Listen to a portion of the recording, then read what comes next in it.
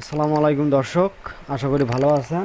তো আজকে যে সমস্যাটা নিয়ে আমরা আলোচনা করব সেটা হচ্ছে যে ইপসন L130 যে প্রিন্টারটা আছে, এই প্রিন্টারটার একটি কমন প্রবলেম হচ্ছে পেপার জ্যাম। তো এই সমস্যাটা আজ আমার হয়েছে।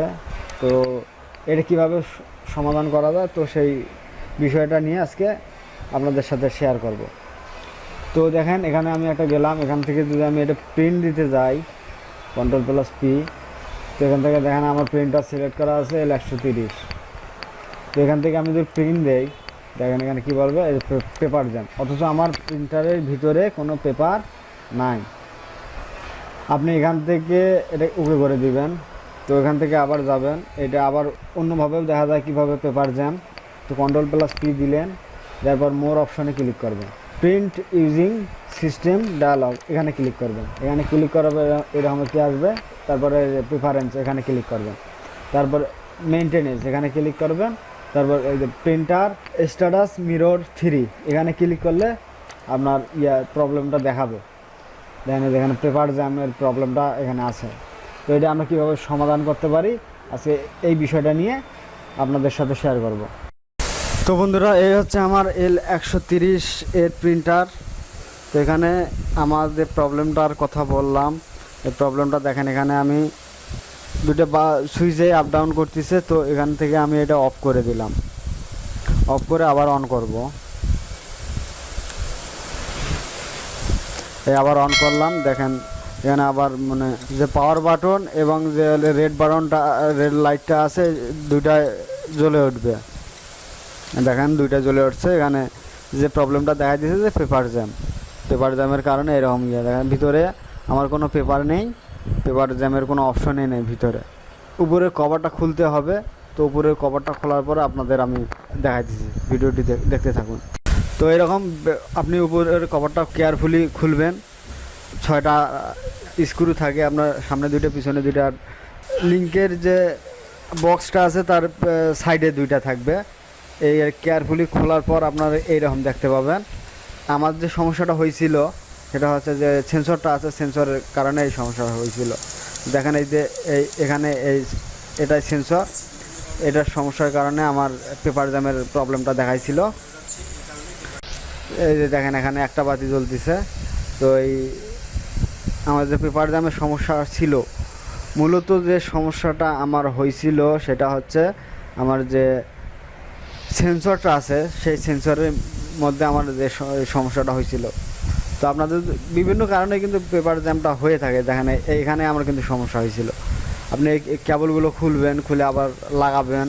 যদি তারপরেও কোনো সমস্যা হয়, মানে আপনার পেপার জ্যামের যে সমস্যার সমাধান না হয়, তবে এই সেন্সরটার কারণেই কিন্তু সমস্যাটা বেশি হয়ে যায়। ঠিক আছে? আর তারপরেও কাজ না হলে এই কেবলগুলো খুলবেন, খুলে আবার লাগাবেন, তাহলে দেখবেন যে আপনার সমস্যাটা সমাধান হয়ে গেছে।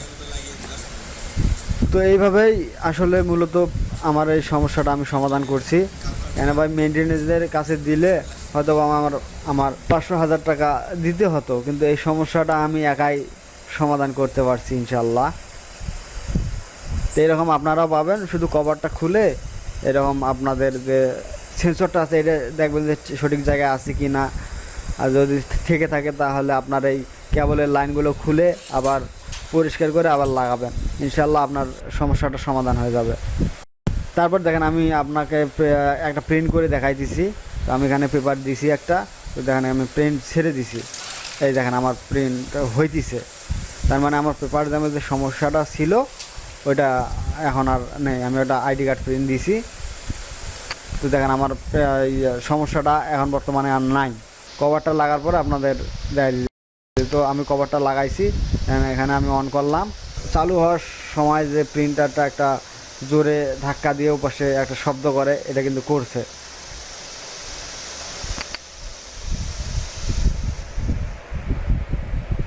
তো দেখেন আমি আবারও একটা প্রিন্ট করে আপনাদের দেখাই দিছি।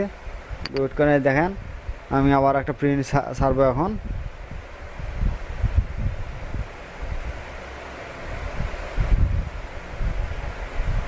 দেখেন আমি প্রিন্ট একটা ছাড়ছি, আর আমার মানে যে সমস্যাটা ছিল এই সমস্যাটা হয়ে গেছে ক্লিয়ার। তো বন্ধুরা, আবারও স্ক্রিনে চলে আসলাম। আপনার সমস্যাটা সমাধান হয়ে থাকে, তারপরেও আমি বেশ কয়েকটা কাজ দেখাইতেছি, এই কাজগুলো করে নেবেন, ইনশাআল্লাহ আপনার আর এই ধরনের সমস্যা আপনাকে ফেস করতে হবে না। তো এখান থেকে আপনি যে কোনো একটা ফাইল ওপেন করবেন, আমি ওয়ার্ড ফাইলটা ওপেন করছি। তারপর এখান থেকে প্রিন্টার প্রপার্টিজে চলে যাবেন। এখান থেকে আপনি মেইনটেনেন্স অপশন, যে অপশনটা আছে এখানে চলে যাবেন। তারপর সর্বপ্রথম আপনাকে এখানে হেড ক্লিনিংটা দিতে হবে। এই স্টার্টে ক্লিক করলে আপনার হেড ক্লিনিংটা হবে। সেক্ষেত্রে আপনার প্রিন্টিং যে কোয়ালিটিটা এটা আপনার ঠিক থাকবে। তো আমি পজ করে রাখতেছি। তো আপনার এরকম হেড ক্লিনিং ক্লিয়ার হওয়ার পরে আপনি যে কাজগুলো করবেন আমি সেগুলো দেখাই দিচ্ছি। এতক্ষণ পজ করে রাখছিলাম, এত সময় নেওয়া যাবে না। তো এই যে আপনার হেড ক্লিনিং ক্লিয়ার হওয়ার পরে আপনি এখানে ফিনিশে ক্লিক করবেন। তারপর আপনার নজেল চেক, এখানে আপনি ক্লিক করবেন। এখানে ক্লিক করার জন্য আপনাকে একটা প্রিন্ট দিতে হবে, প্রিন্ট আমি দিলাম। তারপর এটা ফিনিশ করে দিবেন। নজেল চেক হওয়ার পরে আপনি ওটা ফিনিশ করে দিবেন। তারপর প্রিন্ট হ্যান্ড অ্যালাইনমেন্ট, এটাতেও আপনি ক্লিক করবেন। এটাতে ক্লিক করে একটা প্রিন্ট হবে হয়তো। তারপর আপনি এখানে নেক্সটে ক্লিক করবেন। তারপর আপনাকে একটা প্রিন্ট দিতে হবে, আবারও প্রিন্ট দিলেন। তারপর এখান থেকে নেক্সটে ক্লিক করবেন। তারপর এখানে ক্যান্সেল করে দেবেন। তো মূলত এই কাজগুলো করলে ইনশাআল্লাহ আপনার আর পরবর্তীতে কোনো সমস্যা হবে না।